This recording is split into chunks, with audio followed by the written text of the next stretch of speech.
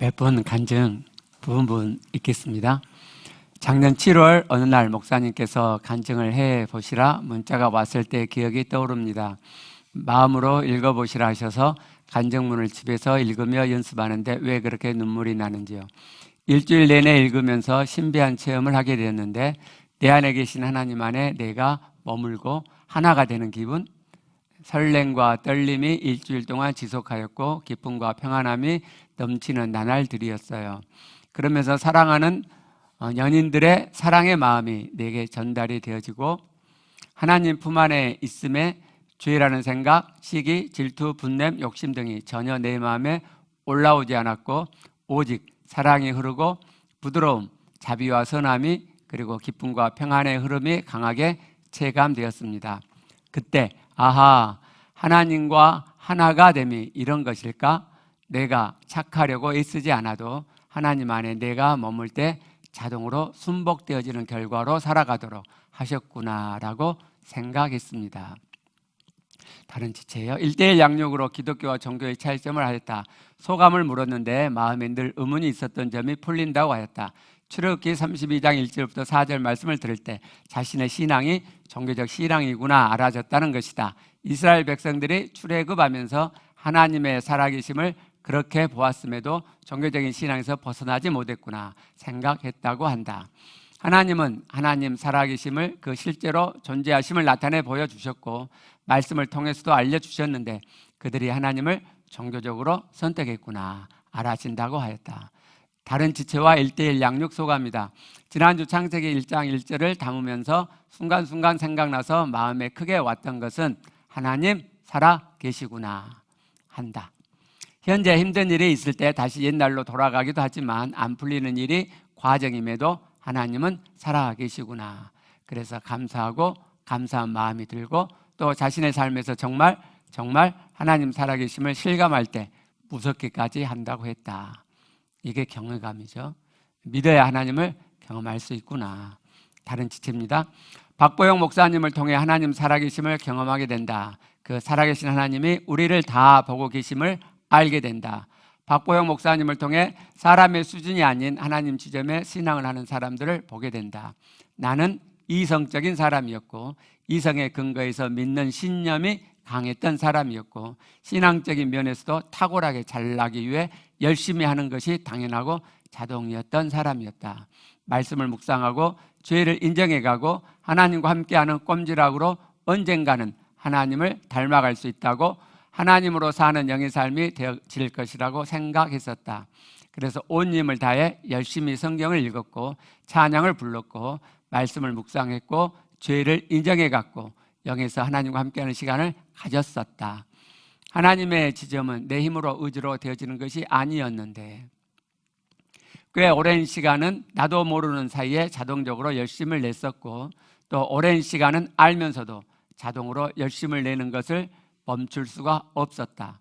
그리고 마음 중심에서 하고 싶은 마음을 만나 그 마음 키워서 꼼지락꼼지락 하기까지 또 오랜 시간이 걸렸었다. 나의 의지와 나의 힘이 내려지기까지 꽤 많은 시간을 지나왔다.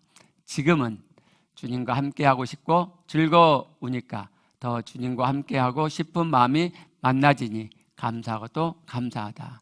내가 다 보았다 하신 하나님의 음성을 나도 소망한다. 목사님께서 오래전에 하나님께서는 잘못 꽂은 벽돌로도 우리의 인생을 만들어 가신다고 하셨는데 정말 그렇구나 싶다. 지나온 시간들이 뒤죽박죽 엉망진창이었는데도 내가 세워져 가고 있으니 다 보고 계시구나 싶다. 하나님 살아계시니 하나님의 지점으로 신앙하는 마음이 되어지게 해주시기를 소망한다. 마지막 지체예요. 이 마음의 거짓됨, 뭐라 할 말이 없는 거짓됨을 들고 하나님 앞에 섭니다. 저는 밥하고 빨래하는 그런 게 아닌 다른 뭔가가 되고 싶었습니다. 나를 이루고 싶었습니다. 어떻게 이루는지 그게 뭔지도 모르고 세상을 쫓아 살았습니다. 마음이 높고 교만하여 판단하며 살았습니다. 나는 저렇게는 안 살 거야. 저렇게는 안 살 거야 했습니다. 낮은 곳에서 묵묵히 섬긴다는 것 참 없어 보이는 인생이었고 뭔가 드러나는 것을 추구하며 살다가 하나님을 만나고서도 나를 위한 신앙을 했습니다. 하나님을 이용해 나의 가치를 충족했습니다. 높아지고 섬김받고 싶고 인정받고 싶은 더러운 가치입니다. 예수 그리스도와는 아무런 상관이 없는 것입니다. 뼛속까지 거짓된 저의 마음을 보며 너무나 죄송하고 죄송하면서도 이렇게 보고 나니 속이 후련합니다. 거짓됨 속에 진정한 자유가 피어나고 기쁨이 샘솟습니다. 주님의 은혜입니다. 감사합니다.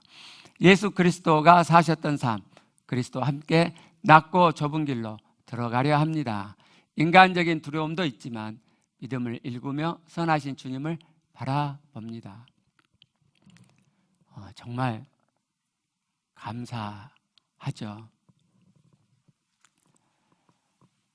박보영 목사님 작년하고 올해 설교를 들어보면요, 이분이 옛날에 안 했던 소리를 하기 시작해요. 내가 그렇게 설교했는데도 사람이 안 변한다. 왜 이렇게 안 변하냐? 좀 변해라. 아주 굉장히 말을 많이 해요. 최근 제가 놓친 것을 인식하게 해준 목사님이 한 분 계세요. 저보다 몇 살 나이가 어린데 경상도 경상에서 이렇게 목회하시는 분이에요. 그분이 목회를 쫄딱 망하고 은혜의 하나님을 이렇게 깨닫게 됐는데, 그분이 제가 세미나를 7군데를 다녔다면 그분은 10군데는 다닌 분이에요. 제가 다녔던 세미나 거의 다 다녔고요. 제가 안 가본 세미나도 많이 다닌 거죠. 이분이 셀 세미나 제자 훈련에 꽂혀가지고 영남대학교 그 앞에서 개척을 했어요. 그래서 젊은 청년들 전도하고 제자 훈련 시켜서 120만까지 키웠어요. 근데 그게 이제 무너져 버린 거거든요. 이분이 이제 그때 본 것이, 제자 훈련 시켜도 겉은 변하는데 속은 안 변하는구나. 저 더러운 인간성은 안 변하는구나. 그분이 이걸 깨달은 거예요. 그리고 제가 고민하다가 이제 내 안에 계신 그리스도를 그분이 이제 깨닫게 된 건데, 근데 우리 속이 변하고 있잖아요. 우리 속 사람이 변하고 있잖아요. 너무너무 감사해요. 이제 놓친 것까지 하시게 되면 더 속 사람이 변화되실 거예요. 제가 2달 전에 만난 목사님이 한 분 계세요. 여러분에게 꼭 전해주고 싶은 목사님이세요. 하나님 살아계심이 정말 생생한 목사님. 그분의 이야기를 들어보면 하나님 살아계심이 막 생생하게 묻어나와요. 저는 그 정도가 못 되잖아요. 저는 그런 분을 만나면 이분 소개시켜주고 싶다, 우리 지체들한테. 그런 마음이 막 이렇게 들거든요. 근데 그분은 은퇴하셨고 지금은 작은 교회를 이렇게 강하게 건강하게 세우는 그런 사역들이나 다른 사역들을 하고 계세요. 그분 설교 영상들이 있는데 제가 한번 들어봤는데 별로 그게 묻어나오질 않아요. 막 다른 설교를 계속 들어보면 나올 수도 있는데 제가 시간이 없어서 이렇게 소개시켜 드리지 못하고요. 그래서 오늘 놓친 것 본론하기 전에 아주 간단하게 한 사례만 제가 전달해 드릴게요. 이분이 이제 큰 딸이 이제 결혼을 했어요. 그리고 얼마 지나서 이제 전화가 온 거예요. 아빠 기뻐하세요. 할아버지가 되시겠어요? 집에서 이제 임신 테스트를 했는데 임신으로 나온 거죠. 너 임신했니? 그랬더니 이제 그랬다는 거예요. 그러면 병원 가서 확인해 보고 임신했으면 아빠한테 와서 축복기도 받아라 그랬어요. 얼마 후에 병원에 가서 확인했고, 제가 이제 배가 좀 부른 그때쯤 이제 아빠한테 온 거예요. 그래서 이제 그 목사님이 이제 배에다 손대고 축복기를 하는데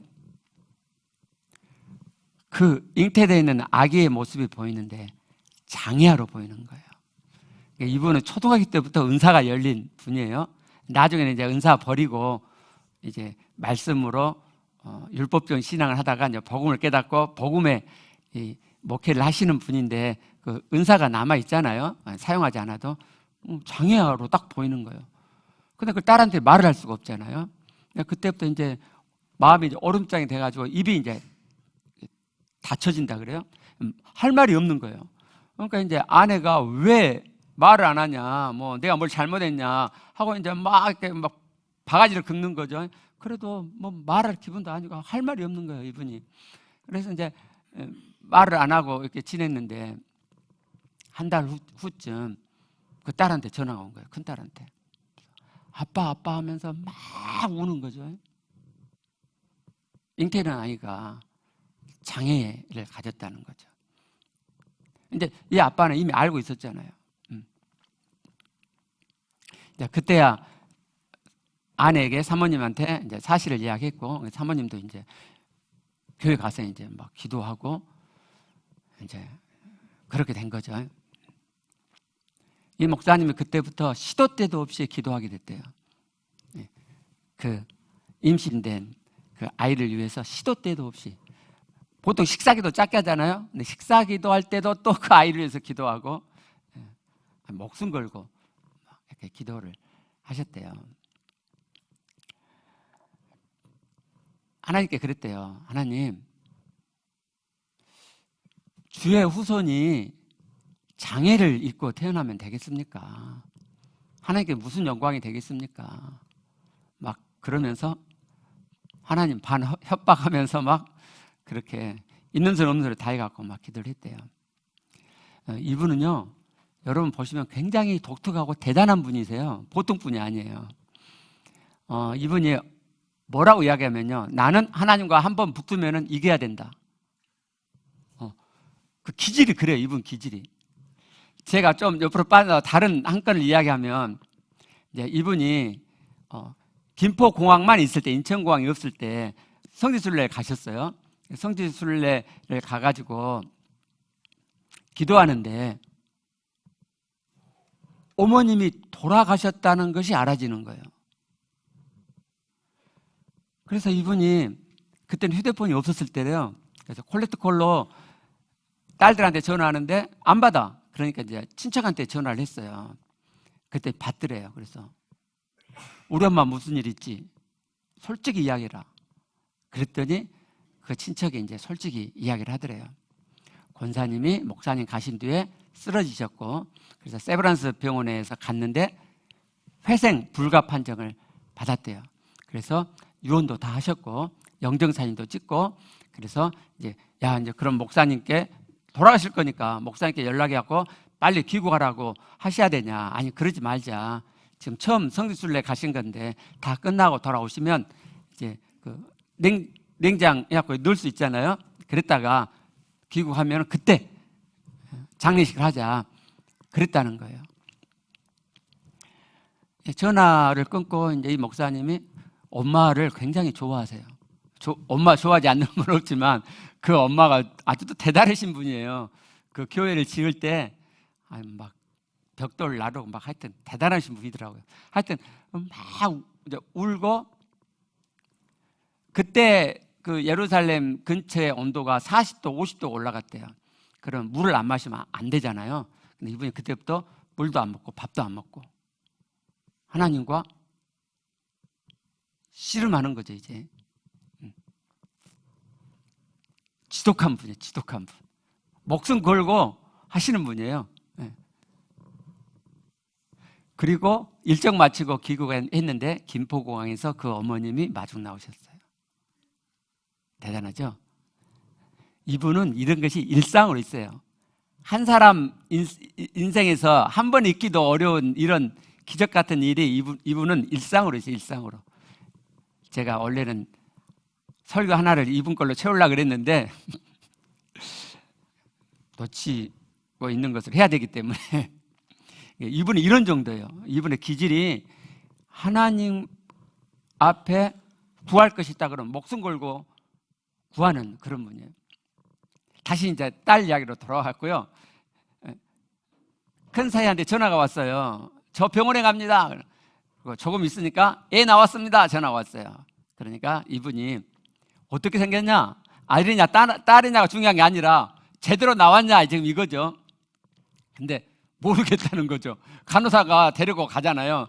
그래서 이제 둘째 딸하고 차 타고 막 밟아갖고 이렇게 갔대요. 가다가 야 잠깐만, 화원이 보이니까 거기 들렸다가 화분을 2개 샀대요. 하나는 이제 딸하고 사위 거, 하나는 이제 태어난 그 손주 것.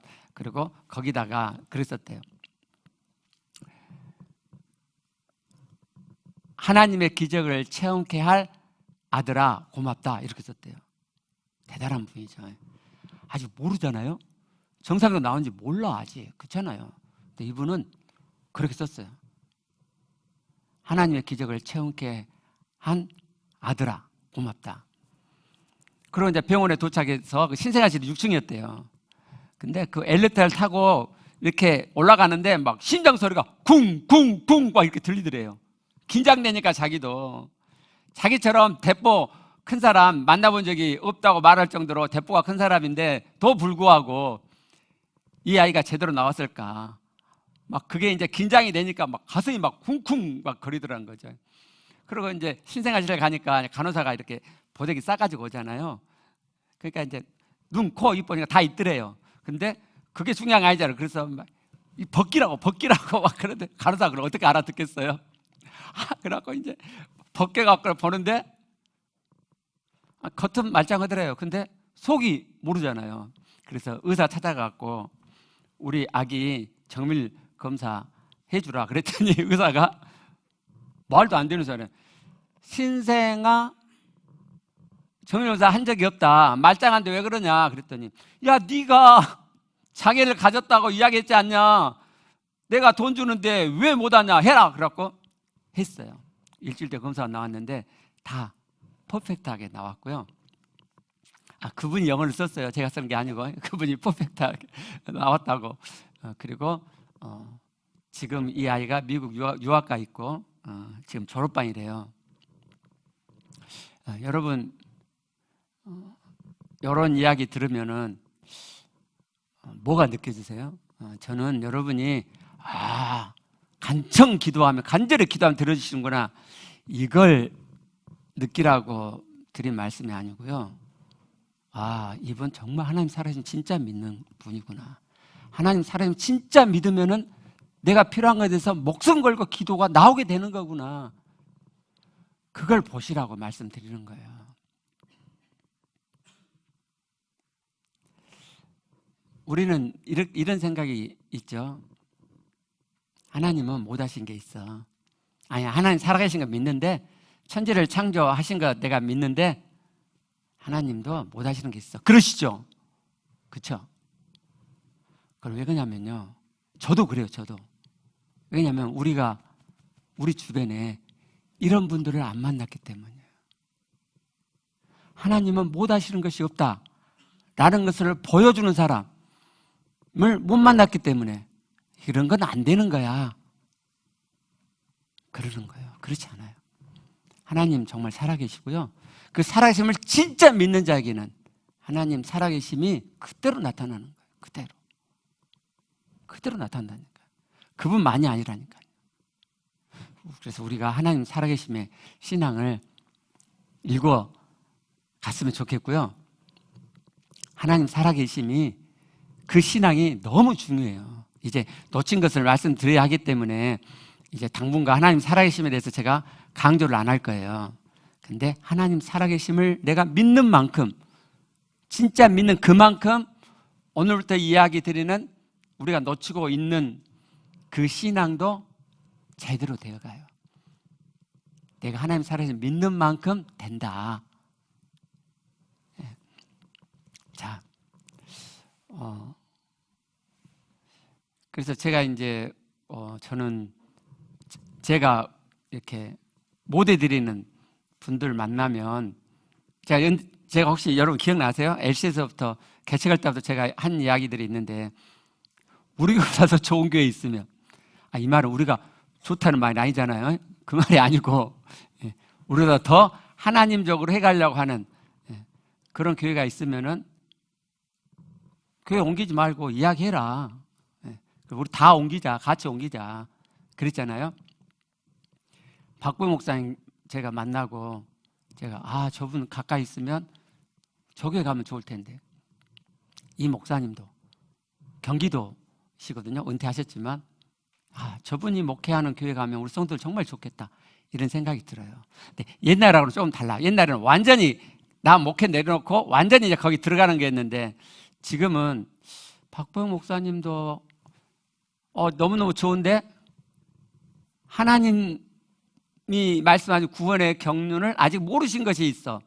그래서 성도들이 변화하고 있지 않는데, 왜 변화하고 있지 않는지를 모르셔. 그 경산에 있는 그 목사님 제가 여러분께 소개시켜 드리고 싶은데, 그분은 하나님을 닮으려고 했다, 그게 원죄다 라는 것을 자꾸 이야기하셔요. 그 잘못 알고 있는 거잖아요. 여러분들께 소개시켜 드릴 수가 없어. 그분 영상들이 있는데, 좋은 곳이 많이 있는데, 그래서 지금은 그런 목사님들이 가까이 계시면 지교회, 그분의 그 좋은 점을 우리가 그대로 받고, 그리고 하나님 우리에게 주신 것들을 우리가 계속해가고, 요즘 좀 이렇게 바뀌었어요. 그래서 주변에 좋은 교회 있으면 이야기하세요. 연대해가지고 그분 거 좋은 거 받고, 그렇죠? 그렇게 갈 수 있잖아요. 자, 이제부터 놓치고 있는 것 시작할게요. 오늘도 이제 이 진리를 말씀드릴 텐데요. 먼저는 하나님께 너무너무 감사하고요. 이 진리를 여러분께 전달할 수 있어서 하나님께 너무너무 감사하고, 한편으로는 여러분께 너무 미안해요. 여러분 들으시면 진즉 알려주지, 아마 그런 생각이 드실 거예요. 또 이제 어떤 부분은 여러분이 들으시면 저 다 들었던 건데 라고 착각하실 수가 있어요. 근데 분명히 놓치고 있는 면을 제가 강조해서 말씀드릴 거예요. 그러니까 비슷하네, 같네 라고만 하지 마시고, 그동안 놓치고 있었던 것이 무엇일까를 잡으셨으면 좋겠어요. 여러분이 이 진리를 깨닫게 되시면 여러분의 신앙의 결이 완전히 달라질 거예요. 신앙의 기조가 완전히 달라질 거예요. 신앙하는 방식이 완전히 달라질 거예요. 그래서 여러분이 아마 진짜 가르쳐주지 그렇게 저를 탓하실 수가 있어요. 이제 이 말씀은 1:1 양육에서 종교와 기독교의 차이점, 천국복음, 진짜 믿음, 그 다음 사과에 들어갈 내용이에요. 그러니까 완전히 기초적인 내용이에요. 완전히 기초적이에요. 그러니까 그 기초적인 내용이 우리가 제대로 안 돼 있으면 우리 신앙이 얼마나 잘못되겠어요. 그죠? 시작에서 1도만 달라져도 나중에는 엄청나게 벌어지잖아요. 우리 설교 큰 제목이 3주 전부터서 달라졌다는 거 혹시 보셨어요?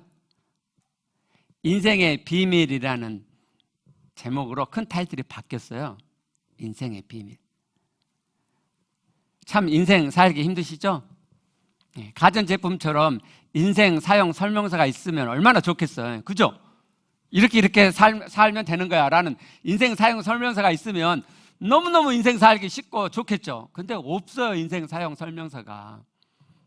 어느 날 내가 태어나 보니까 내가 살고 있고, 살다 보니까 세상에서 이러쿵저러쿵 이야기하고 그런 거 듣고 살아보는데 되는 것도 있지만 잘 안 되죠. 그렇죠? 그래서 인생 살기가 버겁잖아요. 너무 버거워요. 근데 인생 사용 설명서가 있어요. 성경이요. 여러분 하나님의 구원의 경륜을 듣고 배우시면서 이거 인생 사용 설명서네 라고 생각하신 적 있으세요? 하나님의 구원의 경륜이 인생 사용 설명서예요. 그 관점으로 말씀을 전해 드릴게요. 제가 전에 성경이 인문학 중에 인문학 책이다 라고 말씀드렸는데, 본격적으로 그런 관점에서 보는 건 아니고요. 인문학의 본질적인 기초 부분을 이렇게 말씀드릴게요. 자, 성경이 알려주는 인생 사용 설명서 첫 번째는요, 인생은 2개의 생명을 가져야 제대로 되어져 간다 하는 거예요. 1개의 생명이 아니고 2개의 생명이요. 자, 사람은 태어나면서 6개의 생명을 갖죠. 우리가 다 살고 있잖아요. 근데 이 6개의 생명만으로는 인생을 절대로 행복하게 제대로 살 수 없다는 거예요. 요한복음 3장 6절 7절 보시면, 육으로 난 것은 육이요. 저기 난단 말이 출생한다는 말이거든요. 우리가 육으로 출생했잖아요. 태어났잖아요. 그건 육이에요, 육. 이걸 육의 생명이라고 그래요. 근데 이 생명 하나면 안 되고 영으로 난 것이 있는데 그게 영이에요. 즉 영의 생명이 또 있단 말이에요. 영의 생명이 영이죠. 예. 자, 우리는 감사하게도 영을 만나왔죠. 예. 그리고 그 영의 실제 속에서 지금까지 영의 생명의 실제, 천국 되어짐의 실제, 하나님 닮아의 실제를 맛보고 있어요. 그럼 여기까지 들어보시면 별로 문제가 없어 보이죠? 그럼 우리는 충분한가 하는 거예요. 영을 만나고 영이 실제되고 천국이 되어져 가는 면이 있으니까, 하나님 말씀이 이루어져 가고 있는 면이 있으니까 우리는 그걸로 충분한가? 죄의 권세가 힘을 잃고 육체의 소욕들이 쉽게 거스러져 가고 있는가?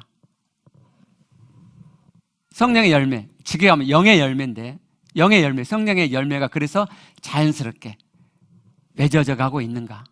아직 그렇지는 못하죠.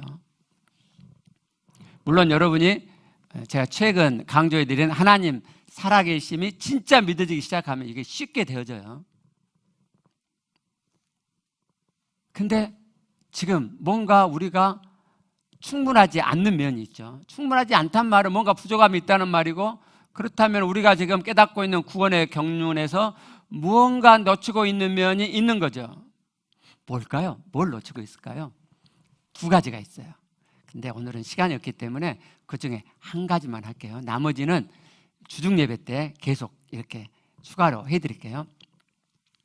먼저요, 영의 생명이 하나님의 지점으로 실제 되어가기 위해서는요, 그러니까 육의 생명, 영의 생명이 있잖아요.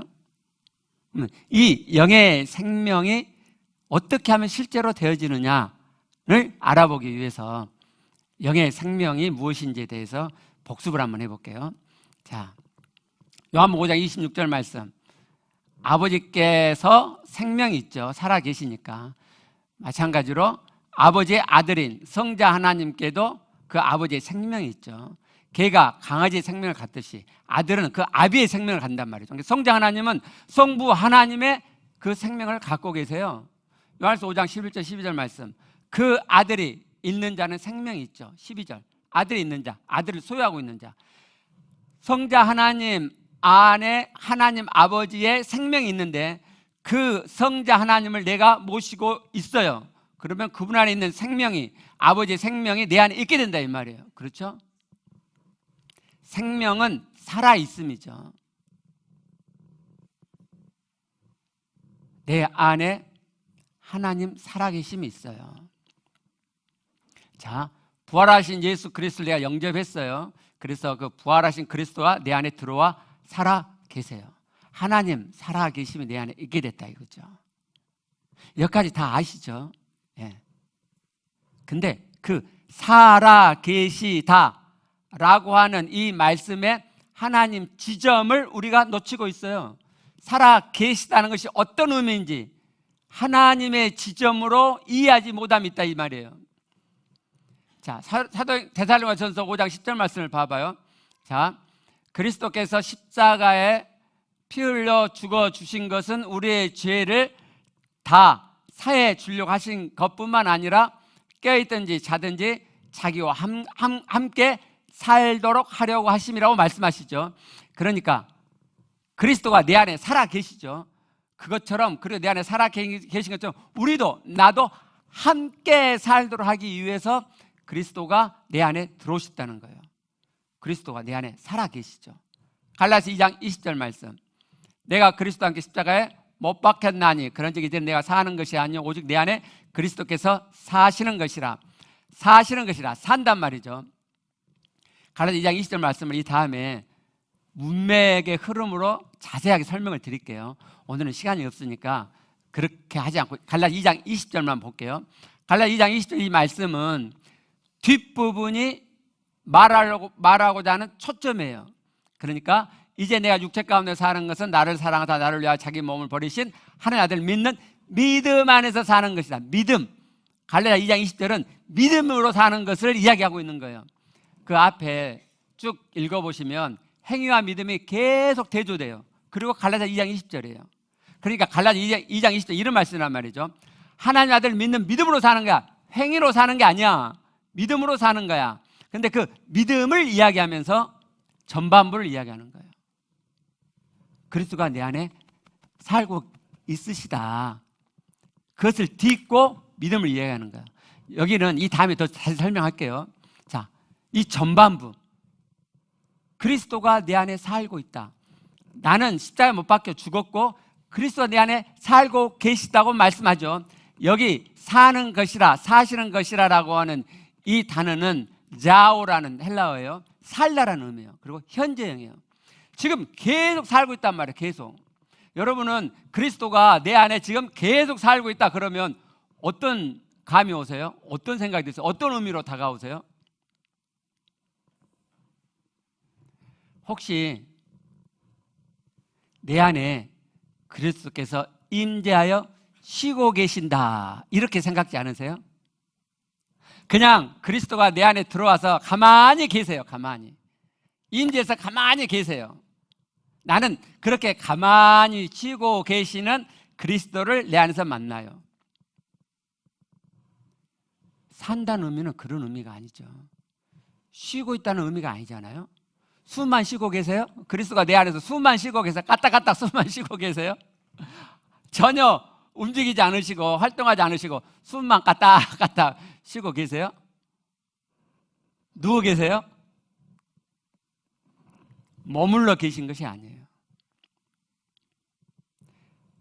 요한복음 15장에 머문다라는 그 단어도 헬라어로 메노라는 단어인데 머문다는 의미가 기본 의미인데 살다는 의미가 들어있어요. 그러니까 성경은 기본적으로 내 안에 그리스도가 오셔가지고 사신다 이렇게 말한다. 사신다. 사신단 말은 가만히 계신 게 아니고 움직이고 활동한다면 일을 하신단 말이에요. 내 안에 들어오신 그리스도가 일하고 계신다고. 일하고. 이게 우리가 놓치고 있는 면이에요. 무슨 일을 하실까? 요한복음 15장 17절을 보면 예수님께서 이 땅에 계실 때 아버지께서 일하신 나도 일한다 그렇게 말씀하시죠. 이 말씀은 예수님께서 걷지 못하는 병자를 고치시고 하신 말씀이거든요. 예수님 이 땅에 오셔서 구원의 일을 하셨죠.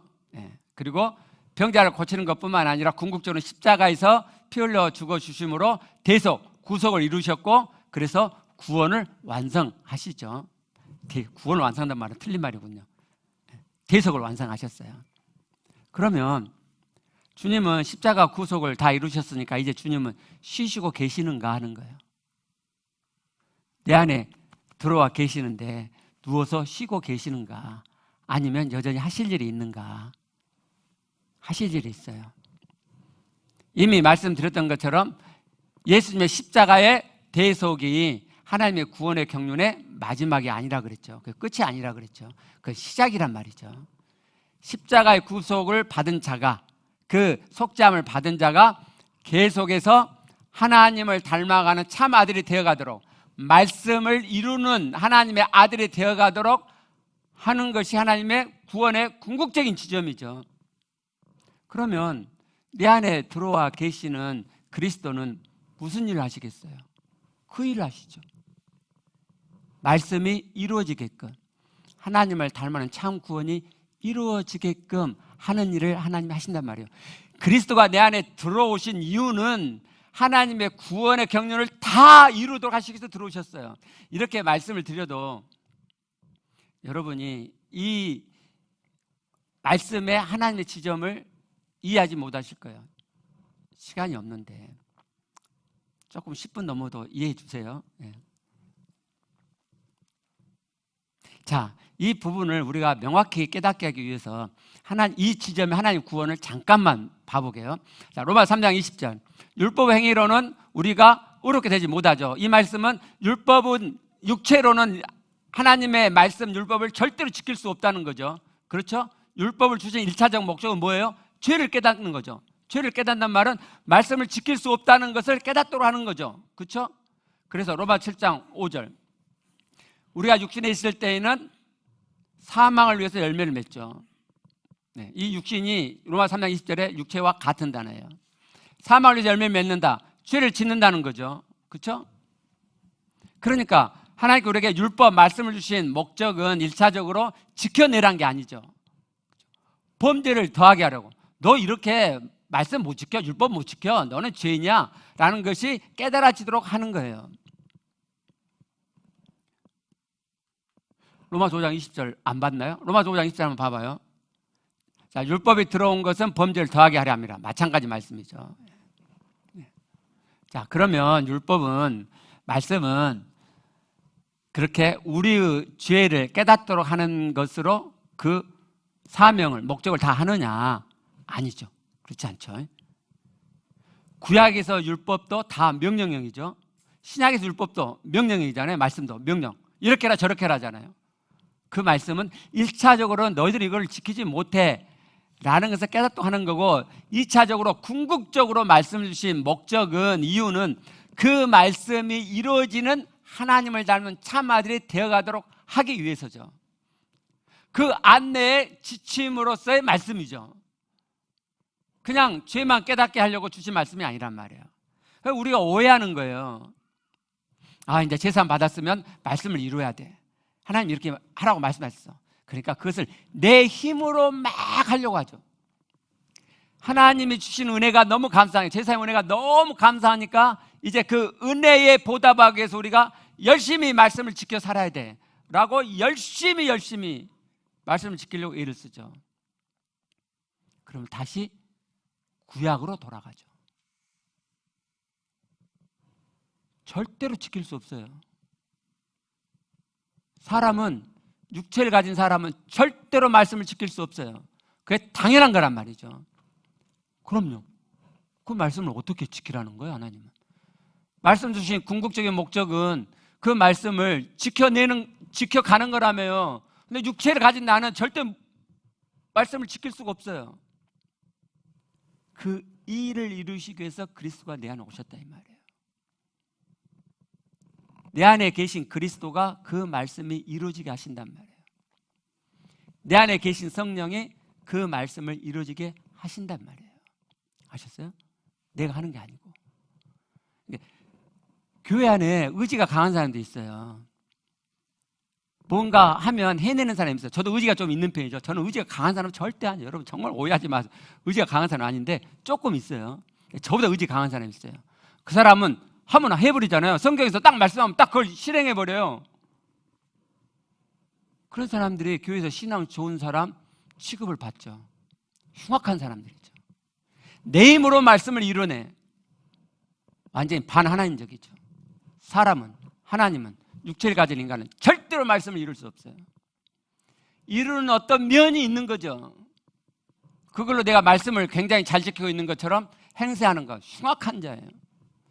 여전히 그는 마음의 죄를 짓고 있고 도토리 키재기예요. 지가 의지가 강해서 어떤 말씀을 좀 이루고 있는 사람이나, 아니 난 의지 약해갖고 말씀을 많이 못 지킨 사람이나 마찬가지라니까요. 근데 교회가 완전히 잘못됐어요. 이게 완전히 교회의 큰 흐름이 됐다고. 이 구도를 깨버려야 돼요. 교회가 복음적이 된다면 이 구도를 깨는 거예요. 제가 여러분에게 계속 말씀드렸죠. 지금 제가 여러분에게 전하는 이 구원의 경륜은 지금 처음 전한 게 아니잖아요. 말씀은 플로우로 내 안에 흘러나와서 지켜지는 것이다. 내 힘으로 지키는 게 아니라고 말씀드렸어요. 그래도 지금도 우리 교회에서도 말씀을 지킨 사람은 뭔가 더 신앙이 있는 것 같고, 말씀을 형편없이 못 지킨 사람은 완전히 뭐가 엉망인 것처럼. 여러분 우리 이거 깨게요. 다 못 지킨다. 이게 복음이에요. 그 누구도 다 10개 하나님의 말씀을 하나만 못 지켜도 다 못 지킨 거라니까요. 그게 하나님의 지점이라니까요. 근데 9개 지킨 사람, 나는 1개밖에 못 지켜. 갔다니까요. 여기서 이렇게 오래 하면 안 되는데. 갔다니까요. 우리 한번 그렇게 만들어 보게요. 그 구도를 한번 깨버리게요. 복음의 구도로 한번 바꿔버리게요. 다 갔다. 다 죄인이다. 하나님 말씀 다 지킨 사람 손 들어보시게요. 없잖아요. 저는 손 든 거 아니에요. 아니잖아요. 저도 안 내렸어요. 아니에요. 없어요. 그게 교회예요. 그게. 우리 좀 그렇게 해보게요. 박보영 목사님이 그분이 그 하나님께 쓰임받는 그것 때문에 성도들 기죽게 해요. 자기가 왜 성도들이 자기처럼 변하지 않는지 그 이유를 생각해보고 해야죠. 근데 기껏 한다는 것이 큐티하라 그러고 산상수훈 계속 그걸로 큐티하라 그러고 막 들들 볶아요. 다 같아요. 박봉 목사님 설교 잘 들어보세요. 자기도 똑같다는 소리 잘해요. 똑같은 게 똑같아. 자기는 좀 이렇게 뭐 말씀을 이루고 있고 성도들은 그걸 못하고 그러니까 자기는 엄청 신앙이 좋고 이 사람은 같다. 하나님 보시기에는 다 그리스도의 피로 다 하나님의 아들 거룩한 자 된 거죠. 그죠? 다 같아요. 자, 내 안에 계신 그리스도께서 내가 하나님을 이루는 자, 하나님 말씀을 지켜내는 자가 되도록 하시기 위해서 내 안에서 일하고 계신다는 거예요. 그럼 궁금하죠? 어떻게 해서 그리스도가 내 안에서 일하셔서 하나님 말씀이 지켜지게 할 수 있느냐? 왜 나는 지금까지 그게 안 됐느냐? 그게 궁금하죠? 그건 이제 다음에 말씀드리고요. 내 안에 그리스도께 들어오셔서 하신 일이 또 하나 있어요. 자, 하나님이시잖아요? 내 안에 들어와 계신 그리스도가 하나님이시잖아요? 그러면 하나님은 하나님 일을 하시겠죠. 우리가 생각하는 저 높은 곳에 계신 하나님이 하시는 그 일을 내 안에 계신 그리스도 하나님께서 하신다 이 말이에요. 나를 인도하고 나를 도우시고 나를 주관하시는, 나를 다스리시는 일을 한다 이 말이에요. 그러니까 하나님 살아계심이, 하나님 일하심이 내 안에 흘러나오게 되는 거예요. 그럼 또 같은 질문이 생기죠? 어떻게 하면 내 안에 그리스도 살아계심이, 하나님 살아계심이 그대로 흘러나오는 삶을 나도 살 수 있느냐? 그죠? 쉬워요. 여러분 다 경험하고 싶으시죠? 엄청 쉬워요. 예. 자, 그 다음 당구장 표시 보세요. 자, 두 가지만 하시면 되는데요. 오늘은 시간상 한 가지만 말씀드릴게요. 믿으면 돼요. 믿으면. 여러분 속으로 저 자식 좀 장난치나? 뭐 그러실지 모르겠는데 진짜 믿으면 돼요. 믿으면 정도가 있죠. 믿으면 정도가 있어요. 제가요 대학 때 맨 처음 이 진리를 알았어요. 내 안에 계신 그리스도가 승리하는 삶의 비결이다. 승리하는 삶의 비결이라는 책이 지금도 아마 나올 거예요. 잭 알 테일러라는 사람이 썼는데요. 제가 대학 때 그 책을 만났어요. 죄가 극복이 안 되고 너무너무 고민스러운데 그 책을 보니까 내 안에 그리스도가 살아 계시는 것이 승리하는 생활의 비결이래요. 그래서 그때부터 드디어 찾았다 그러고 내 안에 그리스도 사신다 그 찬양을 계속 부르면서 다녔어요. 그리고 드디어 언젠가 내 안에 그리스도가 살아계신 것이 믿어졌어요. 제가 그날 춤을 췄어요. 집에서. 너무너무 좋아갖고. 근데 그때는 영에 실제되는 지점이 있다는 것을 몰랐어요. 그냥 제 마음에서 그렇게 실제되는 것만으로 좋았어요. 그 이상이 안 된 거죠. 제가 개척 초기에 셀 세미나를 막 했는데 그 경산에 있는 목사님도 거기 참석했더라고요. 그 셀 세미나에서 제가 이 다음에 여러분들에게 소개시켜드릴 책이 있어요. 네, 은혜에 관계되는 책인데, 은혜 하나님에 대한 책인데 기가 막힌 책이에요.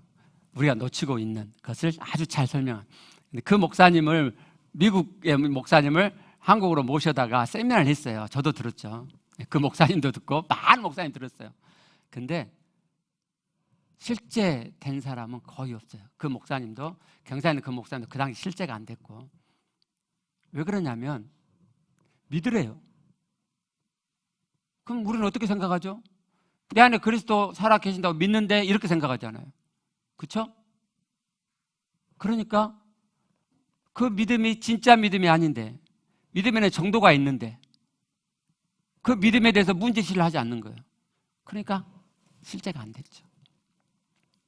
오치만니라고 아시죠? 오치만니가 이 진리를 오래전에 깨닫고, 그리고 그 양반이 여기에 대한 책을 많이 썼어요. 그 가르침을 따르는 교회가 지방교회예요. 광주도에 있어요. 지방교회라 그래요. 근데 지방교회를 가보잖아요. 그러면 내 안에 계신 그리스도를 엄청나게 강조해요. 그게 구호예요, 구호. 제가 구호는 정확히 기억이 안 나는데 거기를 한번 가봤더니 뻑 하면 내 안에 계신 그리스도를 이야기해요. 구호처럼 내 안에 계신 그리스도. 정확히 구호는 제가 기억이 안 나요. 예를 들면 내 안에 계신 그리스도, 뻑 하면 내 안에 계신 그리스도, 막 그래요. 그러면 믿어야 되잖아요. 믿음을 강조하잖아요. 그러면 그 교회에서 믿음을 강조해야죠. 내 안에 그리스도가 살아 계시다는 것을 믿는 것이 중요합니다. 믿으세요. 그 믿음을 키웁시다. 이래야 되잖아요. 근데 안 그래요. 그 교회 가면 믿는 행위를 엄청 많이 해요. 엄청 많이 해요. 왜 그런지 아세요? 사람이 그래요. 우리 교회도 지금 그럴 위험에 빠져 있어요. 자, 믿음 일구기를 제가 여러분께 이렇게 부탁하잖아요. 믿음 일구라고. 믿음이 관건이라고. 믿음을 잘 안 일구어. 그러면 어떻게 하면 믿음을 일구게 할까라고 묵상하세요. 묵상을 매일 하세요. 또 뭐 하세요? 막 이렇게 하잖아요.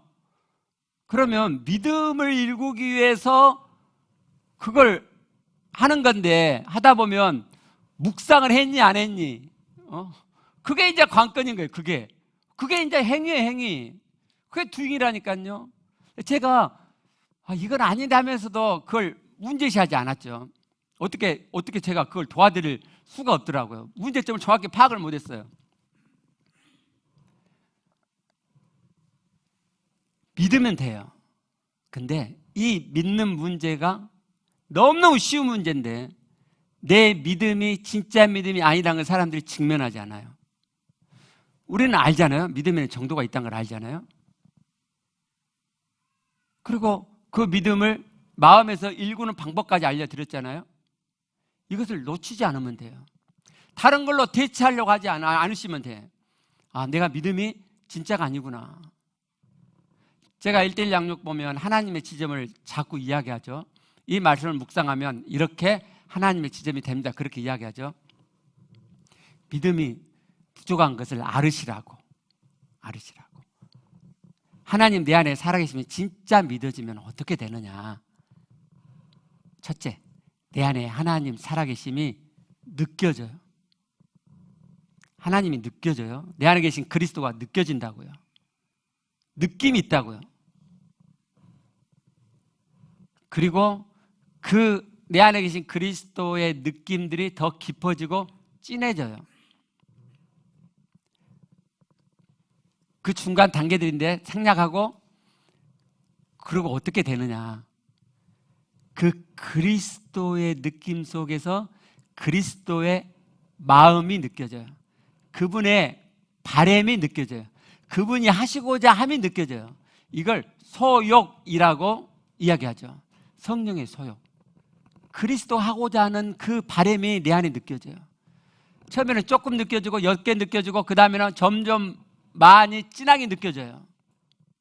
그 소욕이 내 안에 있는 육체의 소욕보다 더 진해진다. 그러면 게임은 끝난 거예요. 그러면 죄 안 지어요. 육체의 소욕을 따라가지 않아요. 그때까지, 그 진짜 믿음이 될 때까지 내가 믿음을 문제 삼고 믿음만을 일궈야 되는데 사람들이 이걸 안 해요. 이걸 안 해요. 이 쉬운 걸 안 한다니까요. 마음에서 읽으면 되잖아요. 투잉하지 마세요. 앞으로 묵상 안 하셔도 돼. 하지 마세요. 주님 만나게 안 하셔도 돼. 빈둥빈둥 누워서 믿음 일구게 하세요. 내 안에 주님 살아계신다. 내가 진짜 믿냐? 믿자. 믿음을 읽으세요. 믿음을. 그러면 돼요. 쉽죠? 묵상은 구약에서 알려준 믿음을 키우는 방법이에요. 신약에 또 다른 방법이 있어요. 한번 볼게요. 로마서 10장 17절. 그러므로 믿음은 들음에서 나며 들음은 그리스도의 말씀으로 말미암느니라. 자, 믿음이 어디서 나와요? 들음에서 나와요. 들음. 이게 신약에서 알려주는 믿음 키우는 방법이에요. 들음에서. 이게 왜 중요하냐면요, 구약은 들음이 없었어요. 묵상이 그들이 들을 수 있는 유일한 방법이었어요. 자신이 스스로 듣는 거죠. 되뇌어가지고. 근데 신약은 말씀을 내 밖에서 들을 수 있어요. 설교가 있잖아요. 말씀을 전하는 사람이 있었단 말이에요. 신약에는. 구약에는 그게 없었어요. 왜 묵상도 믿음을 이루는데 좋지만 들음이 더 좋냐면요, 들으면요, 제가 그 경산교회 저보다 젊은 그 목사님 이렇게 제가 영상 들으면서, 영상도 3,000개나 돼요. 엄청 많아. 이분은 13년간 했어요. 내 안에 계신 그리스도의 믿음 일구는 이 신앙 여정을 13년간 했어요. 저는 이제 시작이고, 그러니까 얼마나 그분을 생생하겠어요. 그죠? 그러니까 그분이 이렇게 이야기하는 걸 들어보면 그리스도가 내 안에 살아 계심이, 그리고 제가 앞으로 전달해 드릴 하나님의 구원의 그런 원리들이 그냥 물씬거리게 나와요.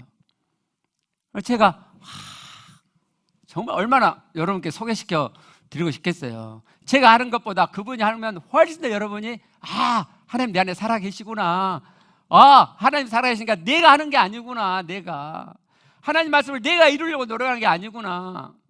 물론 그분이 또 거기서 잘못 가르친 게 있어요. 근데 하여튼 그런 생생함이 있어요. 들음은 그 말씀을 전한 사람의 마음, 신앙의 정도가 그대로 내게 흘러들어와요. 그래서 내 믿음을 키우는데 너무 좋아요. 들음은. 우리 교회는 들음을 많이 할 수 있는 시스템이 있잖아요. 주중예배 있잖아요. 매일 들을 수 있잖아요. 매일. 그래서 주중예배 때 계속 제가 전해드릴 거예요. 그러니까 주중예배가 이렇게 될 거예요. 자, 오늘은 다 못했죠. 그죠? 그러자 다 못한 것 내일 모레 막 이렇게 하겠죠. 그렇게 주중예배 설교가 되고요.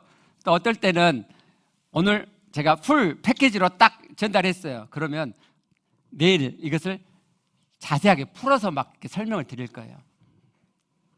그래서 여러분이 주중예배를 다 들으셨으면 좋겠는데, 이렇게 제가 들으라고 말씀을 드려도 나는 안 들어, 바빠, 그러신 분이 꼭 계시더라고요. 그래서 제가 다시 주중예배 때 했던 것을 간단하게 정리해서 주일 설교 때 말씀을 드릴 거예요. 그런데 한 문장, 두 문장으로 요약한 것은 아까 제가 말씀드린 대로 흘러가지가 않아요. 흘러가지가 않아. 제 안에 있는 그 전해드린 말씀에 오늘처럼 제 믿음, 제 마음, 신앙의 정도가 담긴 것들이 흘러가들 않아요. 지식으로만 그런다고 이렇게 되죠.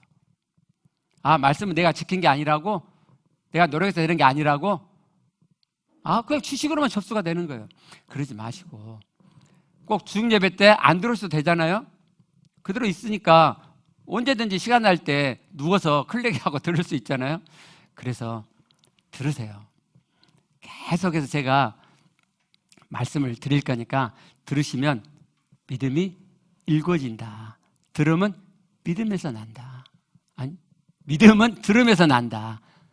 그렇죠? 들음은요, 그리스도의 말씀으로. 제가 그리스도의 말씀으로 풀어드릴게요. 성경 말씀, 그리스도의 말씀으로 풀어드릴 거니까 여러분은 들어서 믿음을 키워가세요. 그리고 더 이제 하시려면 묵상하면 너무 좋죠. 갈라디아 2장 20절 전반부만 묵상하세요. 수시로 묵상하세요. 그리고 찬양 배우시게 될 텐데 찬양 부르세요. 옛날 제가 그랬던 것처럼. 그리고 제가 아까 말씀드린 영에서 실제되는 그 정도가 될 때까지.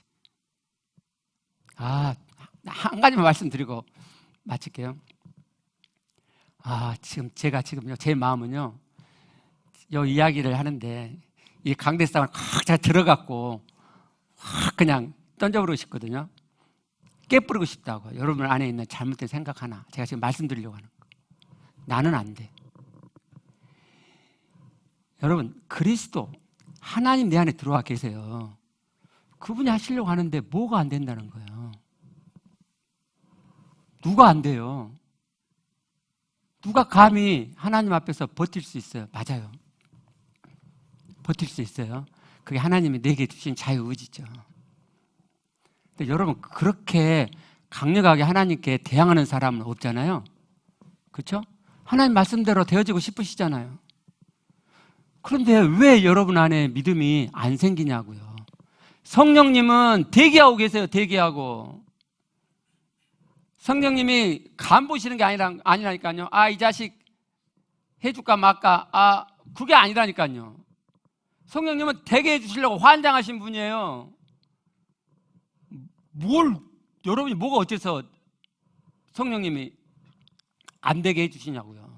다 돼요, 다. 그럼 또 이런 질문 나오죠. 또 길어진다. 또 이런 질문 나오죠, 또. 누구는 저렇게 빨리 돼요? 왜 나는 이렇게 늦게 돼요? 아직도 안 돼요?